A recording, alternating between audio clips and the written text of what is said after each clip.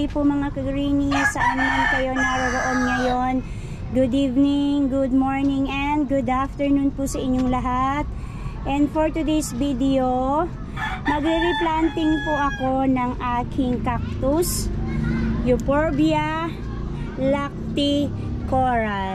Ito po, dito ko po nilagay yung aking coral. Ayan po.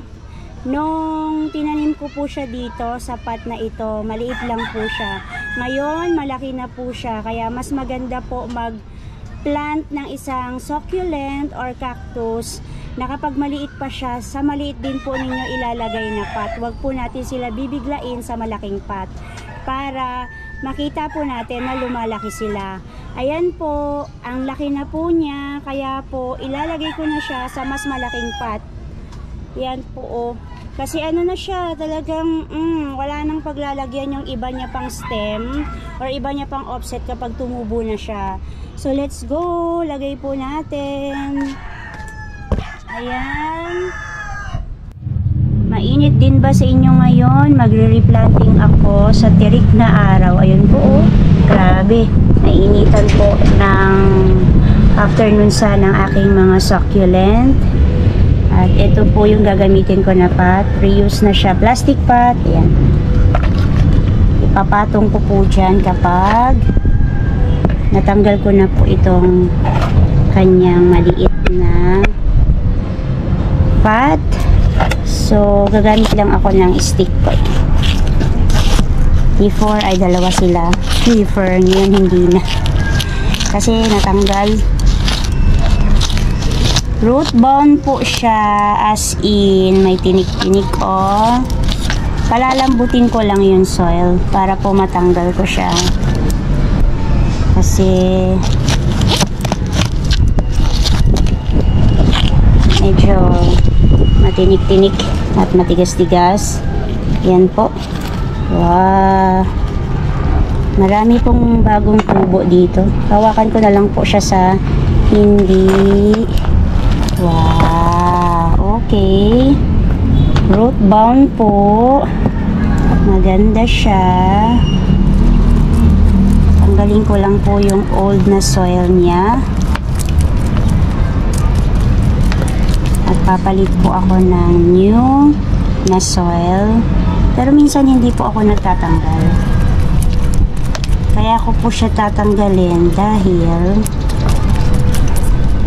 magbabawas lang po ako ng konti ng roots. Gusto ko pong bawasan siya para po mas mabilis po yung pagtubo niya. Konti lang naman.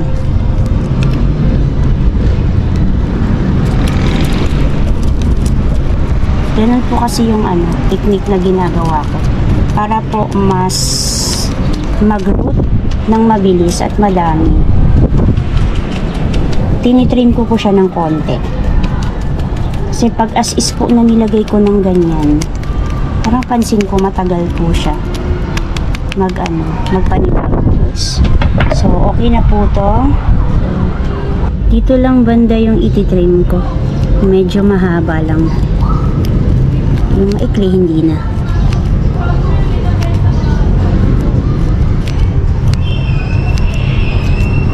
Yan. Next, ayan, meron na po siyang mga durog na clay pot. Lagay lang tayo ng soil.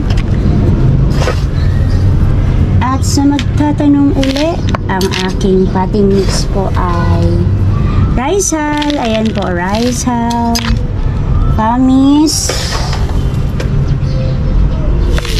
vermicast po, at yung Benguet soil. Pwede rin pong loam soil. Pag ubos na po yung Benguet soil ko, yun po yung ginagamit ko, yung loam soil. Oh, tayo ka muna. Iangat ko lang yung cam. Ganyan.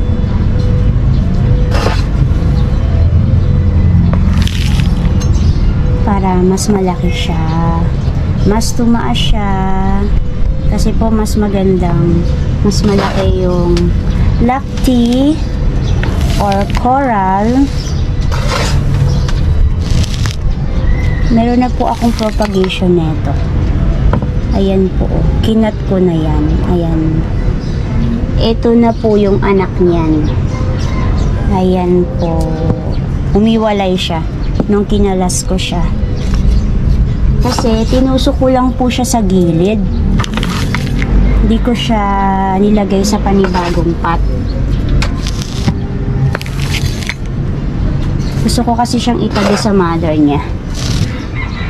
May mga nakita pala akong iilan na mga langgam. Siguro sa soil yon. Pero ilan lang naman. Kaya, inano ko muna siya. Binrush ko muna. Tinanggalan ko muna siya ng mga iilan na ant. Kaya, ayan. Nilipat na natin. Nilagay ko na siya dito. Okay na siya. Wala na yon, malinis na yon. Para mapropagate ko na rin siya ng madami. Kasi ito yan. Ito po yung cuttings niya. Putol po yan. Galing dito. Ito naman, yung isa na yan. Ito po yan. Bago po yan na cuttings. Ito naman yan. Cuttings naman yan dyan. Kasi ito, dito yan. Nalilimitahan lang kasi yung pagkat ko dahil maliit lang yung pot dati. Hindi ko siya matusok, puno agad. Ito, pag nagkat ako, kagaya nito, medyo mataas na siya. Yan po. Kakat ko na naman siya dito. Ipapantay ko na naman siya sa taas nito. Pagkatapos, dito ko na siya itutusok. Diyan sa niya, tabi-tabi. Kasi meron ng malaking space. Kagaya po nito. Pwede ko na siyang malagay dito. Hindi ko muna siya ihiwalay. Kasi mas okay po na katabi sila sa mother.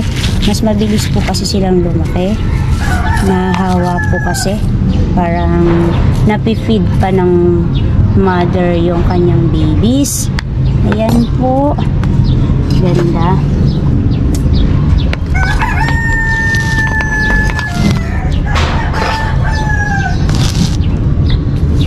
Ang cactus ko na ito ay nakapulsan po or afternoon sun. Pero yung mga ganito po, black tea, okay po na meron silang 6 hours na sunlight. Pwede rin po sila sa rain or shine. Gusto po nila yon. Matakaw din po ito sa tubig. Ibihira lang po ito ma-dehydrate kasi alam ko siyang water loving, kaya po dinidiligan ko siya 2 beses po sa isang linggo. Para po mas siya, mas lumaki, mas dumami.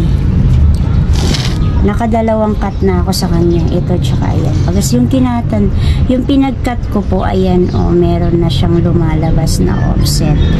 Ito lang, hindi pa. Kasi ito yung old ko, ito yung new. At feeling ko, gusto ko na rin siyang i-cut. Ayan po. Ito. Tsaka, ito dito yan.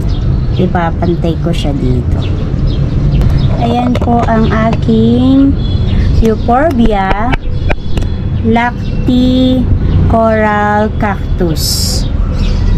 Maganda na po siya sa mas malaking pot. Looking good po. And that's it for today mga ka-greenie. Kung love po ninyo at nagko-collect din po kayo ng mga plants kagaya ko, cactus and succulent po, please po pa-like po ng aking video, pa-subscribe na rin po at pa-share na rin po ng aking video na ito. Thank you Lord sa araw na ito. May God bless you all. Bye bye po mga ka-greenie.